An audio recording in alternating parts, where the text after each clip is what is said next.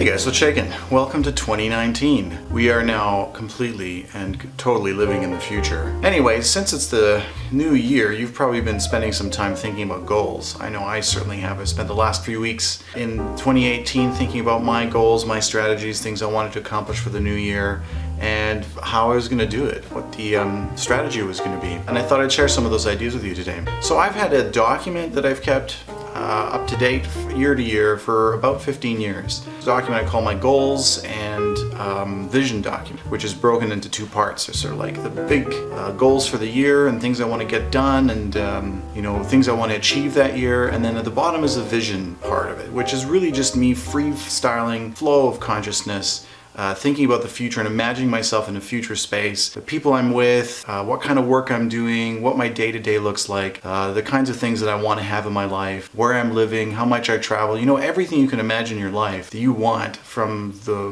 materialistic to who you're spending time with and how your interactions with your family are and everything in between. That was always really helpful, but I've found over the years my goals have always been a little bit vague and fuzzy. I mean, they're kind of like big goals, too huge, too inspecific, just overwhelming.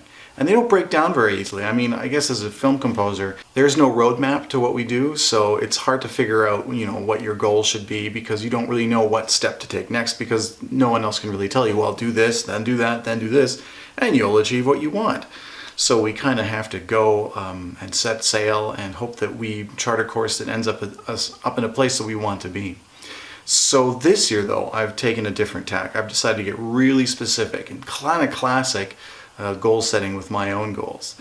So they're much more specific, they're much more strategic, and they're measurable and achievable. So they break down really nicely.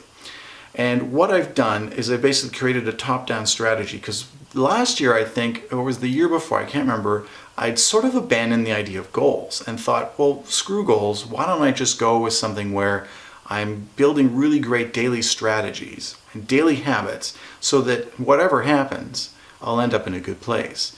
And for the most part, I think that worked out really well. Just having great daily habits and knowing the things that I was doing would land me in a great place was really helpful. But this year, I think I can do more. I can do even better and combine the idea of traditional goal setting with this idea of daily habits and sort of come up with something that's really going to push me to new heights this year. So one of the things I used as a guide was Zig Ziglar's Wheel of Life. So Zig Ziglar was an American author and motivational speaker, and he created this Wheel of Life. So in the center is you, and all around are the different aspects of your life that are important and contribute to all the other aspects. So they're all sort of interconnected in a really interesting way. On the Wheel of Life, he's got things like career, financial, spiritual, physical, intellectual, family, and social.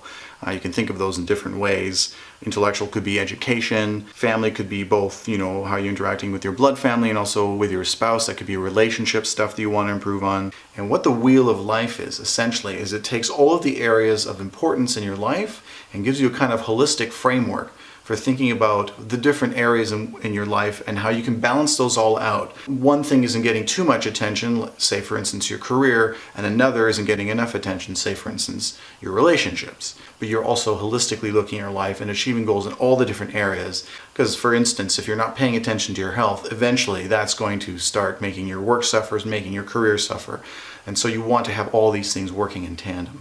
Every year for the last few years, I like to come up with an overarching word for the year, and it's kind of like the master word. It's sort of what I've decided is the main thing that I want to focus on above all other things. So in past years, it was gratitude, courage, and this year my word is discipline. I don't consider myself an undisciplined person, but I think that when I was looking at sort of a review of the last year and conversations that I was having with a few other creative friends and partners, I realized that I can push a little bit further on the discipline side and really start to, drive the screw in on that one a little bit. So below discipline, of course, there's a bunch of different key words there. Again, a freestyle of different words that I wanted to have in my mind all the time that I'm working towards this idea of a life that I want. So once I had my word and once I had sort of outlined a lot of the goals that I had in mind, I took those and the different goals in the different zones and I really broke them down into achievable, measurable, and specific things that I then put into my favorite organizational tool,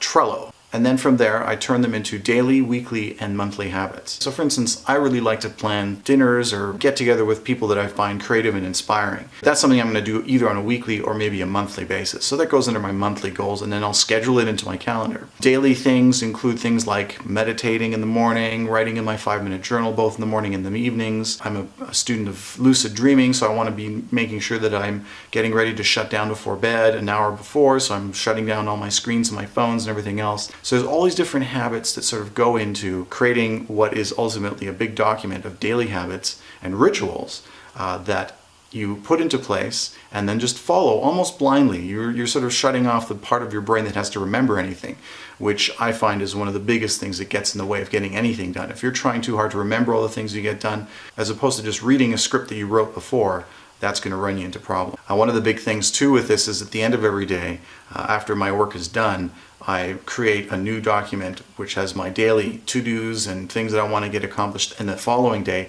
that's based on, ultimately, a funneled down version of that overarching word. All the goals and everything else funnels down into all these things I want to get done, and then some little bit of that that can be achieved during the day or during a week gets funneled into that new to-do list for the next day. That way when I wake up in the morning, I have my breakfast, I'm sitting around, I'm feeling great, I've read something really inspiring and motivating, and I'm ready to get down and get to work. I open up my Trello, I hit that to-do list, I look at it, I know exactly what I have to do. I'm not messing around, losing creative energy and steam, trying to figure out what I should do with my day. That's one of the most helpful things I've found. Another thing I'll be doing this year, which I haven't really done as consistently, I tend to do year-end reviews, so now my reviews are going to happen both at the end of every week and on a monthly or quarterly basis. I figure just looking at these things and adjusting things, I might be taking things away. Maybe I found I took on too much, or there's certain things I'm just not getting value from, then I might kick those things out and move on to something else, or just allow more space for other things to happen. Those reviews will also serve for me to just go back into the document, take a good look, and see that I am actually staying on track with all this stuff, and then measuring the progress. What did I get done? What have I achieved this month, this week, and over the quarter?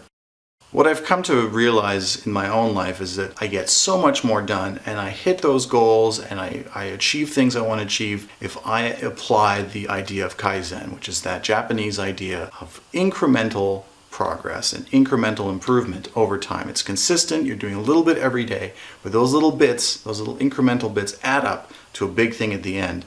And it's much more easy to think about goals in that way when you break them down into those little tiny chunks. And if you're just doing a tiny little bit every day, you're going to come out with a really big final product at the end. I'm surprised every time it happens. I'm like, wow, amazed at how quickly it happens. I'm amazed at how many more things I get done, really. Than I would if I was trying to chunk out massive things and just get everything done in one fell swoop, or trying to keep too much in my head or on my plate and then just getting overwhelmed or burning out. So I hope some of these ideas have been helpful for you. I hope you can apply some of these ideas in your own life and your own goal setting. Thanks as always for watching. I hope you guys have an amazing 2019. I wish you all the best in every aspect of your life, and I hope you achieve all of your dreams. If you like this video, give it a like. If you are not already subscribed, please do so, and hit that bell if you want to be notified next time I upload a video.